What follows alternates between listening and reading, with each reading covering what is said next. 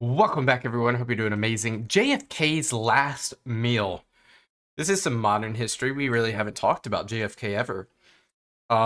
This is, of course, tasting history. It's gonna be interesting. More reliant on 60s cuisine or JFK's peculiar diet. One of the two. Probably both. I'm Shields. This is what we do. React to history. Let's jump right in. So recently I got to go on what was essentially a field trip for adults to the Dallas-Fort Worth area to commemorate the 60th anniversary of the JFK assassination. Dang. So this must have been 2023. It's been 62 years. And while you're probably thinking, well, that doesn't have a lot to do with food, it actually does, because we know exactly what he had for breakfast on that last day. So I thought I would share the story of that morning with you as I recreate the last meal of President John F. Kennedy. So thank you to Squarespace for sponsoring this video as I make breakfast for the president. This time on Tasting History.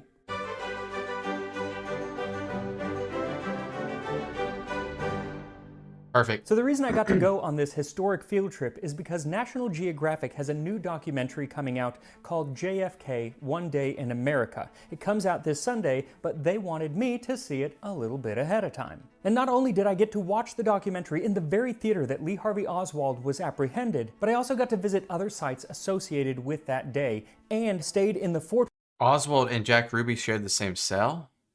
Worth Hotel where the president spent his last night. He was staying in room 850 at the... This is awesome. Like, just like the detail that they kept in terms of, like, for historians. It's not awesome what happened. I'm not gonna pay any praise to that, obviously. But it's awesome that the details, so we can track this historic event, because a lot of times you don't have this level of detail of history on, famous assassinations.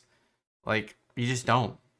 You definitely do for Lincoln. You definitely do for JFK. I'm not sure about McKinley or Garfield. Hotel Texas, which is now the Hilton Fort Worth. And while he was attending a big breakfast with nearly 2,000 guests, he actually did most of his eating in his room before the event. And the man who took his order for breakfast was named Marvin Love, and there is actually recording of Mr. Love talking about the order.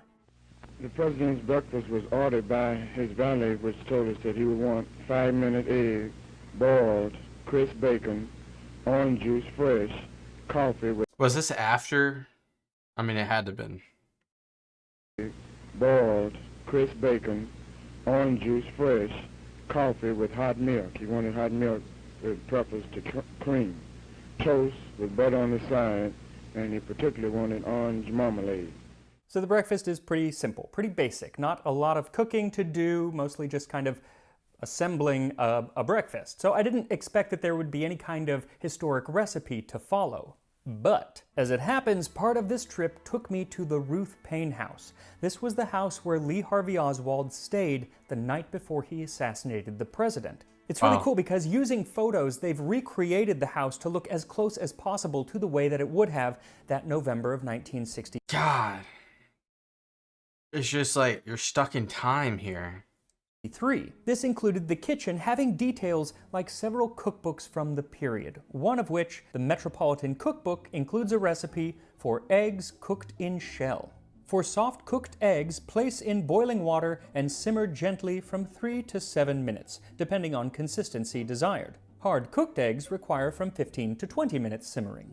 Unfortunately, there were no other recipes in the books for any components of this breakfast. But we can get some more specifics on how Jack liked his breakfast from none other than his wife, Jacqueline Kennedy. Because in 1958, when Jack was still a Massachusetts senator, Mrs. Kennedy wrote down instructions to their private chef, Tanya Erbst, saying, "Mr. K can eat nothing fried. Breakfast, Mr. K, crisp oven-broiled bacon, orange juice, Pepperidge white toast." Oven broiled. That's the key there. Not fried bacon, oven broiled bacon. Coffee, marmalade. And she used the French spelling for marmalade, and in fact, all of the rest of the instructions pretty much are all in French because she was a huge Francophile and wrote a lot of letters I didn't know that. in French. Also, she emphasized that the bacon was to be oven broiled, Not fried. underlining it on the page. And while I can't underline a video, I do want to emphasize that this channel is getting dangerously close to hitting 2 million subscribers, and it'd be really awesome if we did so by the end of the year. Go subscribe to Tasting History, even though this was 2 years ago. So if you haven't subscribed to Tasting History or hit that little notification bell, make sure to do it now, and check if you're still subscribed, if you had subscribed in the past, because sometimes YouTube just unsubscribes people.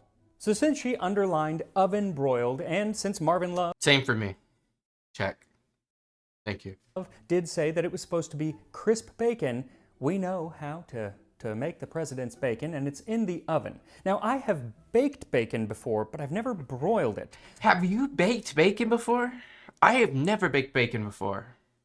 I feel so unhealthy, because all I've done is fry bacon. I'm actually very Oh, afraid man. of broilers because when I first started baking, I tried to darken up the top of a pie by putting it under the broiler, and in 30 seconds the house was filled with smoke. But I am going to use the broiler today because the president says so. So, to make oven broiled bacon, set the oven rack to the top position and then turn the broiler on high. Then line a baking pan with some foil. This Never done this before. This is good education. will stop the bacon from sticking, and it will help catch a lot of the grease that invariably will be in that pan, and it will make cleanup a lot easier. Then set 7 or 8 strips of bacon on the pan, making sure they aren't touching. Then set the pan in the oven under the broiler and broil for 3 minutes or so, and then take it out, flip the bacon over, and return it, broiling it for about another 3 minutes. But you'll want to keep a sharp eye on this bacon at this point because it can go from crisp to burnt very quickly. See the story about the pie.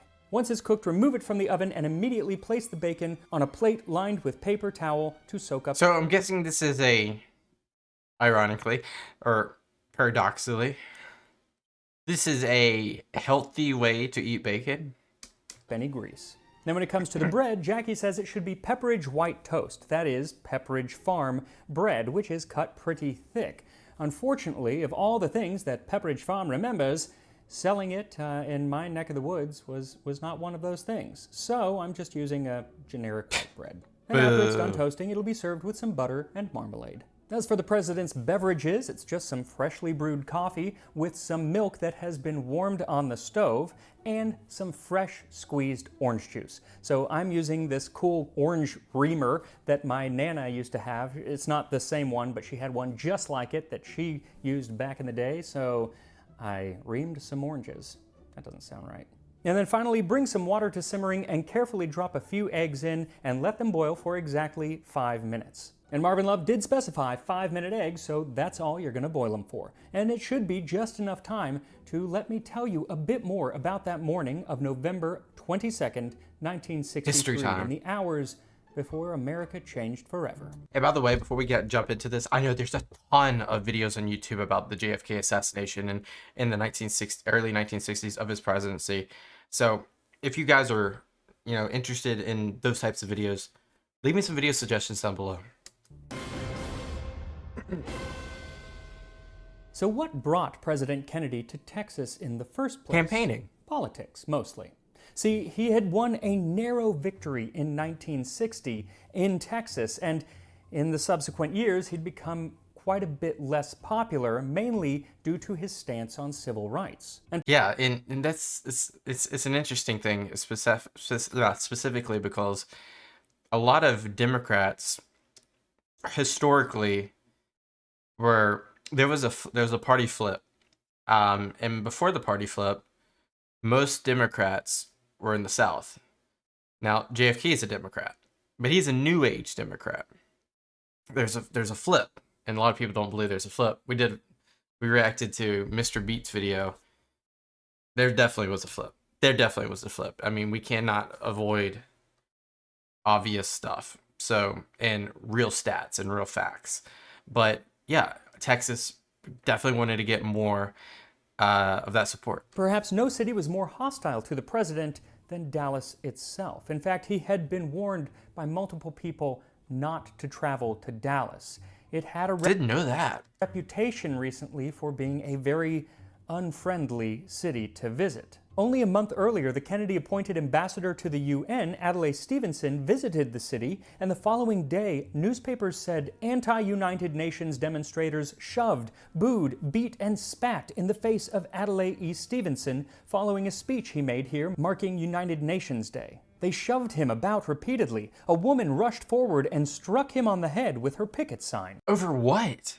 But despite this and security concerns from his own Secret Service, he did visit Dallas. He insisted on it because it was so important to mend fences all over Texas should he have any chance of re-election in 1964. What made this trip extra special was the presence of his wife, Jackie Kennedy, who very rarely joined her husband on campaign-related trips. And it was actually her first time out in public in several months, as in August of that same year, their newborn son, Patrick, passed away. So, that morning, November 22nd, 1963, after breakfasting in his room, the president got dressed and went downstairs to attend the formal breakfast held by the Chamber of Commerce. There is footage of this entire breakfast, and there is a commentator in the room talking about what's going on. And before the president arrives, he's saying what the president had planned that day. He says that right after the breakfast, there had been plans for him to leave from here in an open car.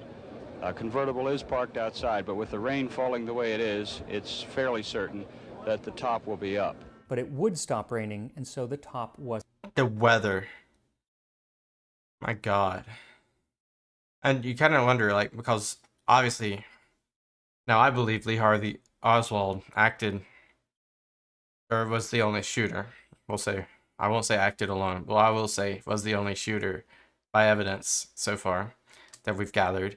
Until further evidence, hypotheses can be made, but they have to be backed up, or they're just hypotheses. But our current status is Lee Harvey Oswald was the only shooter. I wonder if he had the same understanding of the whereabouts of the weather. Up. And it's just crazy to think that something as trivial as a little drizzly rain stopping completely changed the course of American history forever. Another part of the commentary is when he's talking about when the president arrived at the hotel, breaking some security rules. He went out into the crowd, and of course Secret Service men find this the most nervous time of any presidential appearance. As long as the Secret Service men can keep the crowd away from the president, they have a good chance of protecting him. He then talks about another time that a president broke this rule, and that was on September 6th, 1901, and the McKinley. president was William McKinley. The commentator says, as in many important occasions of the world, no one seemed to sense that anything different was going to happen. Of course, something different did happen. Leon Czolgosz shot President McKinley. That was the last president to be assassinated until that day that the commentator was making the remarks about nobody realizing that anything different was going to happen that day. So at 9:10 a.m. I mean, think about the four assassinations. You got the one that you just said by McKinley. Obviously, you have JFK. And then you have the train station with Garfield, and you have the Ford's Theater with Lincoln. It's just the shallow points of oversight. It's the most vulnerable times, whether it be the play. I mean, that was the first. You can't really. I mean, we're lucky to get to 16 before something happened, but I mean, it was at the biggest boiling point yet. Garfield. That was unsettling. How open that was to. That would never happen now. There would be so much more oversight. And then, of course, McKinley and then JFK. JFK is a weird one, though. Oswald was close, but he wasn't right next to him. As every other president that was shot, they were right next to him. And President John F. Kennedy and his entourage went through the kitchens and entered the Crystal Ballroom, where he received a standing ovation as the Eastern Hills High School Band played Hail to the Chief. But there was someone conspicuously absent. As you may have noticed, Mrs. Kennedy did not enter with the president. So far, we have no indication of where she may be. And I can tell you from where we are standing, there are quite a few ladies who appear to be quite disappointed that Mrs. Kennedy is not here. I am sure that if she does not appear, the president will explain the reason for her absence. Jackie was still upstairs, and she had no intention of coming down to attend this breakfast. But it seems that her husband, seeing the empty space right beside him, thought it was not a great look. And so he told one of his Secret Service men to call up to her room and get her down here. Well, Jackie's agent, who was actually interviewed for this upcoming documentary, said that he got the call and said, well, no, Mrs. Kennedy had no intention of coming down. She's actually getting ready to leave the hotel. And Jack Kennedy, the president's Secret Service man, said, no, you didn't get the message. Tell her to get down here now. And so he It wasn't a question. He wasn't asking. said, okay, she's on her way. And 20 minutes into breakfast, Jackie Kennedy, in a classy raspberry-colored suit and pillbox hat, entered the ballroom to absolutely uproarious applause. Because while Jack's popularity may have waned, Jackie's had absolutely not. So at this breakfast, President Yeah, worldwide too. Kennedy gave a speech, which was followed by something that I think is actually more interesting than the speech itself. Raymond Buck, the president of the Chamber of Commerce there in Fort Worth, presented Kennedy with a Peters Brothers hat. But Kennedy was famous for not wearing hats. We know that you don't wear a hat. We couldn't let you leave Fort Worth without providing you with some protection against the rain. It's said that the reason that Kennedy rarely wore hats, unless it was part of his outfit, like he wore a top hat at his inauguration, is because he was afraid that an ill-timed photo wearing a certain hat might make him look like a bit of a buffoon, because there was evidence that that had happened before. See Calvin Coolidge's photo. That's a headdress. That's not a hat. Wearing a Native American headdress from 40 years earlier. It was a lesson not learned by Michael Dukakis in 1988 when he had a famous photo in a tank wearing a helmet that many say kind of ruined his bid for presidency that year. I mean, when was that? Was that 88? Can't remember. So no hats for Kennedy, and he refuses to put it on there, but he does allow Buck to try it on in his stead. But then he says, I'll put it on in the White House on Monday. If you'll come up there, you'll have a chance to see it there. And then following the breakfast, the hatless president and his wife fly to Dallas. Now, if you know the Dallas-Fort Worth area, you'll know that you don't fly from one to the other. It's like 30 miles apart. So you don't fly. But that day they didn't have enough people to close off all of the on-ramps on the freeway, so they needed to fly. They also wanted the airplane there at Love Field, so right after the motorcade and a luncheon, they could fly off to Austin for dinner that night. There was a lot of eating on this presidential trip. So the Kennedys arrive at Love Field to meet Texas Governor John Connally and his wife, even though they were both at the breakfast with the Kennedys, and then they get into the limousine. Now, it had stopped raining, so there was no weather-related reason that the car needed to have the roof on. But the Secret Service urged the president to keep the roof on for security reasons. But the president... I wonder, a lot of times facts are happened after this fact.